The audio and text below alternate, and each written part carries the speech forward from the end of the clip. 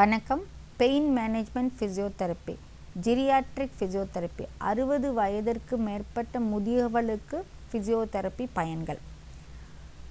பாத எரிச்சல், வலி, கொடைச்சல், குத்தல், குதிகால் வலி, இது ரொம்ப காமனாக இருக்குது முதியவர்களுக்கு. முக்கியமாக அவங்களுக்கு தைராய்டு ப்ராப்ளம் இருக்குது, இல்லை அவங்களுக்கு சுகர் பிரச்சனை இருக்குது அப்படின்னா அவங்க மெயினாக சொல்கிறது கால் ஃபுல்லாக நைட்டு ஃபுல்லாக எரியுது, தூங்கலை, சீப்பை வச்சு சுரண்டிட்டு இருந்தேன், ஐஸ் வச்சேன், தேங்காய் எண்ணெய் தடவினேன், என்னால் எரிச்சல் தாங்க முடியல, ஒரே குத்துது, கொடையுது, பகலில் பரவாயில்ல ஆனால் நைட்டில் ரொம்ப ஜாஸ்தி இருக்குது, இதனால் தூங்க முடியல அப்படிம்பாங்க.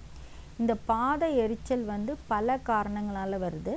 முக்கியமாக டயபெட்டிஸ் நியூரைட்டிஸ், அதாவது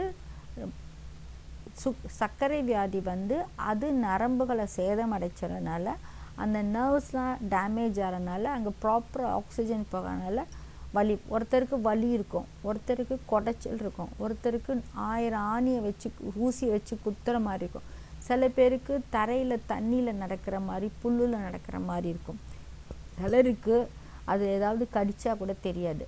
ஸோ இதெல்லாம் தைராய்டு, சுகர், விட்டமின் டெஃபிஷியன்சி இதனால் வருது. நான் பார்த்த வரைக்கும் நிறைய பேருக்கு பார்த்திங்கன்னா B12 டெஃபிஷியன்சி இருக்குது. அந்த B12 டெஃபிஷியன் எஸ்பெஷலி அவங்க வெஜிடேரியன், வீகனாக இருந்தாங்க அப்படின்னா, அவங்களுக்கு டயபெட்டிஸ் இருந்தது அப்படின்னா ஃப்ரூட்ஸே சாப்பிட்றதில்ல. ஏன்னா ஃப்ரூட்ஸ் சாப்பிட்டா சுகர் ஜாஸ்தியாகும், ஃப்ரூட்ஸே கம்ப்ளீட்டாக அவாய்ட் பண்ணிடுறாங்க. ஸோ அப்போ என்ன ஆகிடுது, அவங்க வீகனாக இருந்தால் பால், மில்க் ப்ராடக்ட்டும் கொடுக்க மாட்டாங்க, ஃப்ரூட்ஸும் எடுத்துக்கல அப்படின்னா இந்த விட்டமின் டெஃபிஷியன்சி அது கூட சேர்ந்து டயபெட்டிஸ், அது கூட அதுக்கு நிறைய சாப்பிட்ற மருந்துகள் அப்படிங்கிறனால அந்த நர்வ்ஸ்லாம் டேமேஜ் ஆகி பாதத்துக்கு சரியான ஆக்சிஜன் நியூட்ரிஷன் போகிறதுனால எரிச்சல் இருக்குது. ஸோ அவங்கள மாதிரி இருக்க அந்த B12 இன்ஜெக்ஷனாவோ மாத்திரையோ போடுறப்ப அவங்களுக்கு நல்ல இம்ப்ரூவ்மெண்ட் வந்துடும். டயபெட்டிஸாக இருந்தாலும் கொய்யாப்பழம், பப்பாளி, சிறு துண்டு, ஆரஞ்சு பழம், ஒரு சின்ன ஆரஞ்சு பழம், சின்ன சாத்துக்குடி பழம், ஒரு வேளைக்கு ஒரு பழம், இந்த 4 பழங்களில் ஏதாவது ஒன்று சாப்பிட்லாம். பழமே சாப்பிடக்கூடாது அப்படின்னு கிடையாது. கொஞ்சமான அளவில் ஒரு 50 கிராம்ஸ் அளவில் இன்பிட்வீன் மீல்ஸ், அதாவது காலை சாப்பாடு மதிய சாப்பாட்டுக்கு நடுப்புற மாதிரி மத்தியான சாப்பாடு, சாயங்கால சாப்பாடு, அந்த சுகர் லெவல் குறைச்சலாக இருக்கிறப்ப இந்த மாதிரி ஒரு 4 விதமான பழங்களை மட்டும் அவங்க சாப்பிடணும். ஏன்னா விட்டமின்.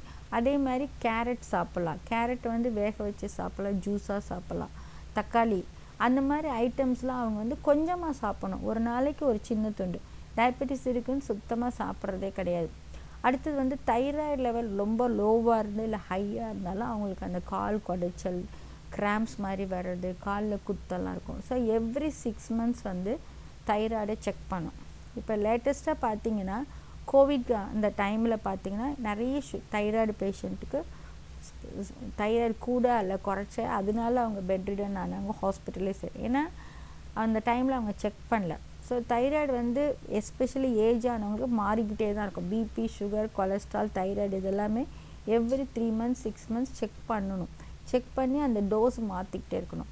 ஸோ சுகர், தைராய்டு கூட இருந்தாலும் குறைச்சலாக இருந்தாலும் அந்த வலி, கிராம்ஸ்லாம் இருக்கும். ஸோ ஒன்று சுகர் கண்ட்ரோலில் இருக்கணும்.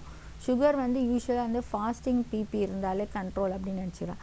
அந்த HbA1c அப்படிங்கிறது லாஸ்ட்டு 3 to 6 months உங்களோட உண்மையான சுகர் கண்ட்ரோலில் இருக்கிறது இருக்குது. ஸோ அது நார்மல் லெவலில் இருக்கா, கூட இருக்கா, குறைச்சலாக இருக்கா அப்படி பார்த்துக்கணும். ரெண்டாவது உங்களோட டயபெட்டிஸ் கண்ட்ரோலில் இருக்கா, தைராய்டு கண்ட்ரோலில் இருக்கா, B12 விட்டமின் B12 செக் பண்ணலாம், பிளட் டெஸ்ட் பண்ணலாம், அது கண்ட்ரோலில் இருக்கான்னு பார்க்கலாம். இன்னொன்று என்னென்னா எக்ஸஸ் ஆஃப் B12 ஆகுது. அதாவது ஒருத்தருக்கு ஹார்ட் ப்ராப்ளம் இருக்குது, முட்டிவலி ப்ராப்ளம் இருக்குது, சுகர் ப்ராப்ளம் இருக்குது, தைராய்டு ப்ராப்ளம். இப்போல்லாம் ஃபேமிலி டாக்டர்ஸே இல்லை. சிஸ்டம் ஒவ்வொருத்தரும் கூகுள் பார்த்து யார் பெஸ்ட்டு டாக்டரோ, யாராவது ஃப்ரெண்ட்ஸை ரெக்கமெண்ட் பண்ணுறோம் அந்த டாக்டர் ஒவ்வொருத்தரும் ஒரு மல்டி விட்டமின், நிரோபியான் ஏதாவது ஒன்று எழுதிடுறாங்க. ஒரு வேறு பிராண்டாக இருக்கிறனால அந்த பேஷண்ட் நிறையா சாப்பிட்ற. அதே மாதிரி தொடர்ந்து கண்டினியூஸாக சாப்பிட்றப்ப இப்போ ரீசெண்டாக ஒரு செக் பண்ண B12 2000 சொச்சம் இருந்தது. 500, 600, 700 இருக்கலாம். கால்வலின்னு ஓரளவு ட்ரீட்மெண்ட் கொடுத்து நல்லா ஆளுனதை நான் ட்ரீட்மெண்ட் செல்ஃபாக எடுத்திருக்காரு. அவர் டாக்டர் ப்ரிஸ்கிரிப்ஷன் இல்லாமல் அவரே செல்ஃப் மெடிக்கேஷன் எடுத்திருக்காரு. 2000 சொச்சம் இருந்தது. அப்புறம் அந்த B12 மாத்திரை, பி காம்ப்ளெக்ஸ் மாத்திரைலாம் கம்ப்ளீட்டாக ஸ்டாப் பண்ண அப்படின்னு சொன்ன அப்புறம் ஸ்டாப் பண்ணி அப்புறம் நல்லான அப்புறம் திருப்பி சாப்பிடுங்க அப்படி சொல்லி ஸ்டாப் பண்ண அப்புறம் அந்த நரம்பு குடைச்சல் எல்லாமே சரியாச்சு. ஸோ ஒன்று அண்டர் டெஃபிஷியன்சியாக இருக்காங்க, இல்லை செல்ஃப் மெடிக்கேஷனாக அவங்களா சப்ளிமெண்ட்ஸ் எடுத்துக்கிறாங்க, அது ஓவர் டோஸ் ஆகிடுது. ஸோ இந்த விட்டமின் டெஃபிஷியன்சி இருந்தாலும் அந்த பாத எரிச்சல் வலி வரும். நன்றி, வணக்கம்.